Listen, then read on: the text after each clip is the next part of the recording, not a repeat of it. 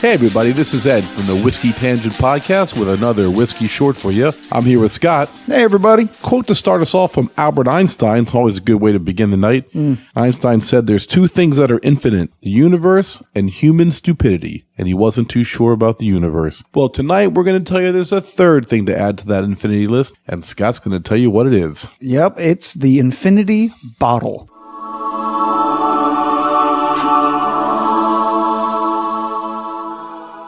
That is a bottle of whiskey that you create yourself from whatever you have laying around left over from your whiskeys when you're done. You have an ounce or two left in the bottom of your bottle. You stick it in another bottle and you just add to it. You can either taste it over time or you're doing what we're doing tonight and tasting the whole thing after adding a whole shitload of whiskey to it.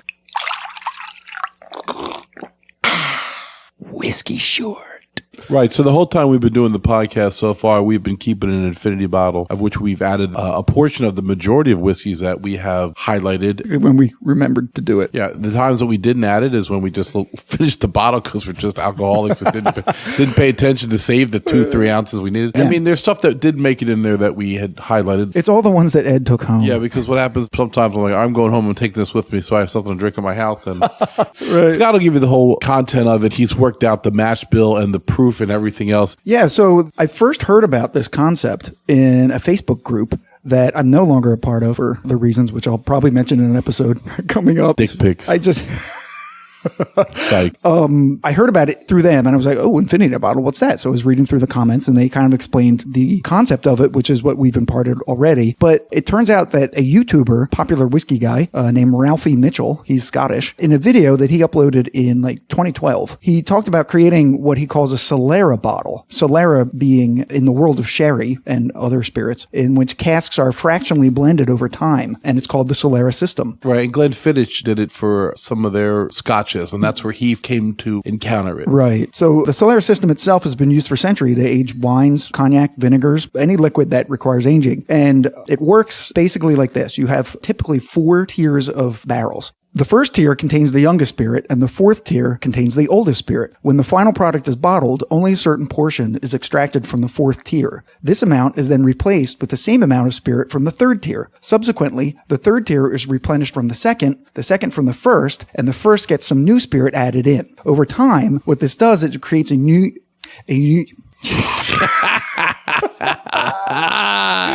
That's the easiest word. It creates a uniquely consistent flavor. And that's essentially what Ralphie Mitchell was doing in his video. He was pouring out some of what he had and drinking it and then pouring in something that he wanted to pour in. And, he was testing it first and he was very meticulous about it. He wrote everything down, but he basically set the spark and then people started picking it up and they broke all of his rules. So some people methodically build their bottles as he did, tweaking and testing before adding each new pour, whereas others choose to live dangerously like we did, tossing just the final ounces of any bottle into their mix just to see what happens. Right, but not any bottle. And I want to say that we did limit it to bourbons and ryes. We did. We didn't put any of the Irish whiskeys that we had on here in there. We didn't put any of the rum finished expressions or the Caribbean rum Basil Hayden that has the blackstrap molasses rum in it. So we did take some steps to keep it into a certain dynamic, which is bourbons and ryes. He's dealing in a whole world of Scotch with the smokiness and the peatiness. If you don't know exactly what you're putting together, you can have quite a shitstorm of a bottle. Right, exactly. Because a little peat and smoke goes a long way. Also, what we didn't do is put in any expensive brands like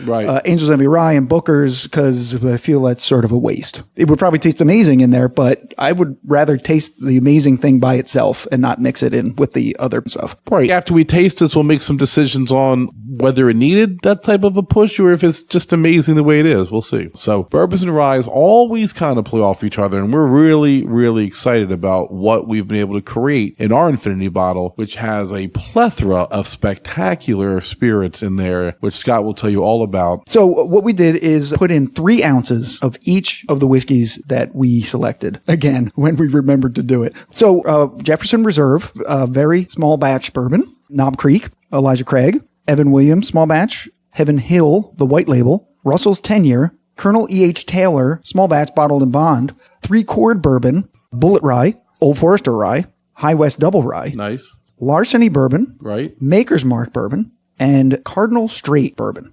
So we ended up with, in our infinity bottle, a 61% corn, 25% rye, 4% wheat, and 10% barley, proofing in at 94. Right. So we have what amounts to a high rye bourbon. Yeah, with a little bit of wheat mixed in. Right. It's a very unique mash bill, which is kind of exciting. Yeah. And 94 proof, it means it's bringing it too. So we're going to pour some right now. We have not tried it. Scott, do the honors, please. Yeah, look at the color of this. Yeah. This looks great.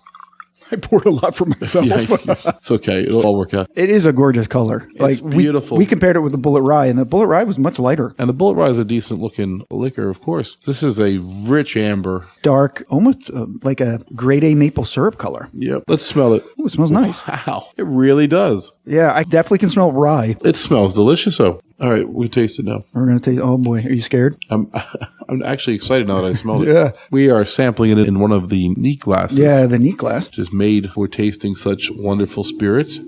Wow.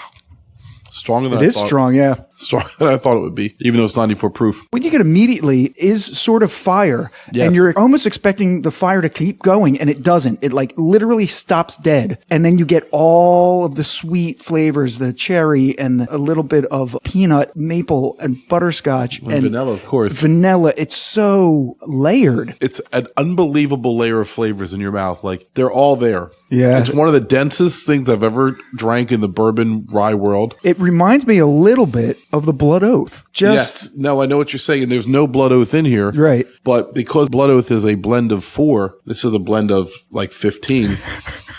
It's a Frankenstein of bottles. It's great. I have to tell you, it is spectacular. I really like this.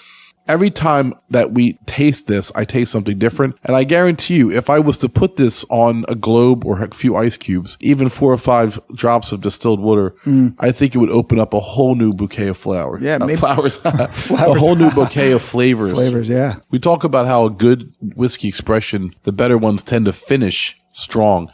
This finishes forever. It never goes away. No. It just sits there like permeating in the back of your throat. I feel like if this was actually a bottle, it would be well over $100 plus for this. So it's, first of all, it's one of a kind. It doesn't exist anywhere else in the world. Right. Yeah. And I mean, it's going to get you there too. And it's something that is special. Like Blood Oath is a good analogy. Something like the Jefferson Reserve, it has that type of density, but more like a Old Forester Prohibition 20, or even the Colonel H. Taylor. I'm blown away by this. This is a delicious, really unique expression. I'm so glad that we did this. And by we, once again, the keystone of 90% of our great idea, Scott. Scott's idea was to do it. And it's going to be my goal to continue to add to this. And just every time we take a drink out, we'll make sure we have 2 drinks to put back in it and keep it kind of in the same level. Yeah, we can kind of keep it going. And every time we add something to it, we can just fill in these numbers and we get a new proof. And maybe like in 6 months, we'll revisit it at our first year anniversary party. Right. Then it'll just get kicked. It'll be laying empty in the corner under a bunch of Fritos and debris and panties and whatever else goes on panties. there. All right. So that kind of party. Thanks so much for joining us for this unique experience. And I have to tell you, I wish you all could try this because it's one of a kind. I've never tasted anything like it, and it's way better than I expected. And I think it's like the greatest thing that we've ever done in our lives. All right. So take care, everybody. Good night. Later.